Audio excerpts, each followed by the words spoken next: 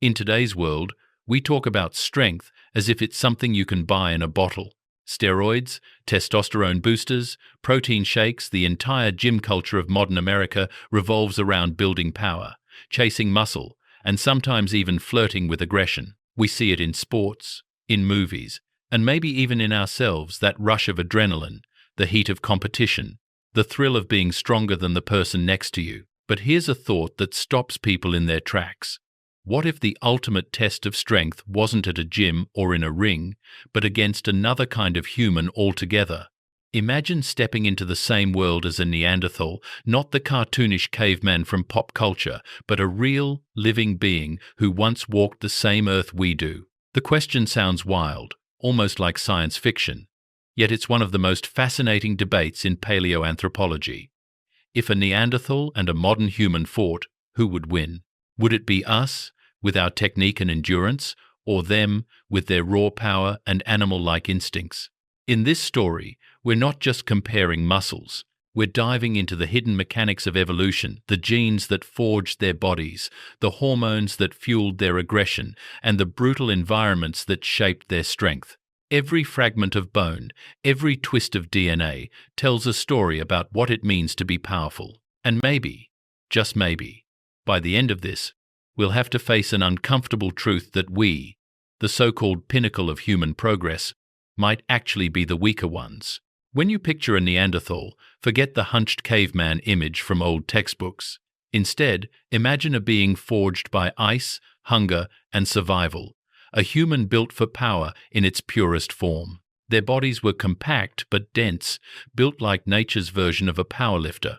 Every inch of their frame screamed strength. Their bones were almost twice as thick as ours, not just heavier but richer in minerals and density. This meant more leverage, more force, more impact. Their necks were thick columns of muscle designed to hold up a skull nearly 1/3 heavier than that of modern humans. That alone tells us something important. A Neanderthal could take a blow that would knock most of us unconscious and barely flinch. Their chests were wide and deep, giving them lungs like bellows and a heart capable of pumping blood through those massive muscles. Their shoulders were broad, their arms short but immensely powerful. Studies comparing muscle attachment points show that Neanderthal arms could generate almost twice the pulling strength of modern humans, about 1.9 times, to be precise. And their legs, shorter and stockier, could deliver explosive force with astonishing efficiency. Biomechanical models estimate their lower limbs could create up to twice the ankle torque of a Homo sapiens, meaning they could push, leap, or charge with frightening speed. Picture one standing beside a professional NFL linebacker. The human might look tall, maybe even intimidating, but next to a Neanderthal, he'd seem like a slimmer, less armored version of the same species, faster, perhaps, but nowhere near as dangerous. The Neanderthal's frame wasn't just about size, it was about density, durability, and the raw, unfiltered ability to generate power. Everything about their build served a purpose. Thick bones absorbed shock, compact limbs conserved energy. Wide hips stabilized movement on rocky terrain. Nothing was wasted, nothing was ornamental. It was a design optimized by nature for one single task: to survive the brutal conditions of Ice Age Eurasia. For them, strength wasn't a luxury. It wasn't something built in a gym. It was the price of staying alive. Each muscle, each tendon, each bone carried the story of a life where every day was a test of endurance, every hunt a battle, and every moment a fight against extinction. They weren't bodybuilders. They were survivors born into a world where weakness simply didn't last long enough to pass on its genes. If their bones were the foundation of strength, their hormones were the fire that fueled it.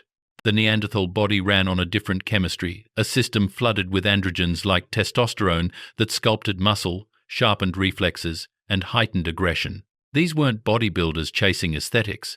They were living engines of survival, their biology fine-tuned to react, strike, and endure under pressure. Modern research into Neanderthal DNA reveals something extraordinary.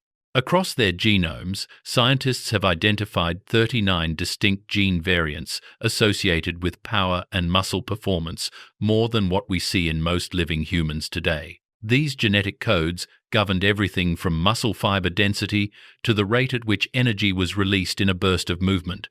In simple terms, Neanderthals were genetically wired for power sports. But even nature's best designs come with trade-offs. Some of those same genetic traits that gave them explosive strength may have limited their endurance or recovery. Where a modern marathon runner thrives on efficiency, a Neanderthal was built for short, devastating encounters, quick, violent bursts of energy that ended fast. Their biology wasn't made for the long haul. It was made for the fight. This unique balance of hormone and muscle produced what scientists call an androgenic phenotype, a body type and temperament shaped by high levels of male hormones. It's the same chemistry that makes gorillas dominant in their environment, but in humans, it created something almost alien, a creature with animal-like physicality, but a human brain behind it. If you need a picture, think of Mike Tyson in his prime, the explosive power, the compact frame, the fear in his opponent's eyes. Now, imagine someone like that, but thicker, heavier, and far less constrained by modern limits. The kind of strength that doesn't come from discipline or training but from nature itself. Yet here's where it gets interesting. Evolution doesn't always favor the strongest. Sometimes, brute force is a trap. When survival depends on adapting, thinking, and planning, intelligence becomes the ultimate muscle. The Neanderthals may have been stronger, but we were more flexible, and in the long run, that's what shaped the future of humankind. To understand the Neanderthal body, you have to understand the world that built it. Picture the Ice Age, a landscape of frozen forests, endless tundra, and bitter winds that could peel the warmth off your skin. This was no gentle wilderness. It was a battlefield of survival, where saber-toothed cats, woolly mammoths, and giant bears ruled the land. In such a world, strength wasn't a choice. It was the price of living another day. Every day was labor, every movement burned energy. And to keep that fire alive, the Neanderthal diet had to match the intensity of their lives. Their meals weren't salads or grains, they were slabs of meat rich in fat and protein, marrow sucked from cracked bones, and organs packed with nutrients. This wasn't gluttony, it was biology. That protein-heavy diet flooded their systems with natural testosterone and growth hormones, fueling the same muscular power that defined their species. But the price of power was pain. Fossil evidence shows that Neanderthals suffered bone fractures at rates comparable to modern rodeo athletes, people who wrestle massive, angry animals for a living. Those broken bones tell stories of close combat, of hunters leaping toward beasts many times their size. Unlike Homo sapiens, who later learned to throw spears from a distance, Neanderthals fought up close. They didn't wait for safety. They closed the gap. Imagine a hunting party in the deep cold, a few stocky figures moving through fog, their breath turning to mist. They spot a woolly mammoth. No hesitation. Spears in hand, they charge. The air explodes with noise, grunts, roars, the clash of bone and flesh. Short spears punch through hide as thick as armor. Blood steams against the snow. It's violent, primal, and terrifyingly human. This was their workout, their training ground, their daily gym. Every hunt was a full-body ordeal, running, stabbing, dragging, carrying hundreds of pounds of meat back to their caves, often uphill and through ice. That's why their muscles didn't just grow. They were reforged through repetition, stress, and survival. Neanderthals didn't lift weights or count calories. Their fitness was measured in heartbeats and scars. They didn't train for appearance, they trained for existence. And in that brutal natural gym, only the strongest lived long enough to teach the next generation how to fight, hunt, and endure. For all their power, the Neanderthals had one weakness that strength alone could never fix. They were built to react, not to strategize. While their muscles made them kings of close combat, our ancestors, the Homo sapiens, learned a different kind of weapon: thought. Where the Neanderthal charged, we planned. We shaped bones into long, aerodynamic spears that could kill from a distance. We worked in groups, communicating silently through glances and gestures. We set traps, ambushed prey, and adapted to every new landscape. What we lacked in brute strength, we made up for in coordination, creativity, and the ability to imagine outcomes before they happened. That was our secret power foresight. Scientists now know that every modern human outside of Africa carries between 1 and 4% of Neanderthal DNA. But here's the catch: most of those inherited genes have nothing to do with physical power.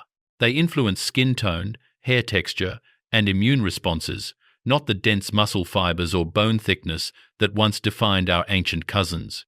In a sense, we carry their memory, but not their might. That difference between carrying their genes and carrying their instincts shaped the world we live in today. The Neanderthals fought the cold with muscle. We fought it with fire, shelter, and shared ideas. They wrestled mammoths. We built tools that did the wrestling for us.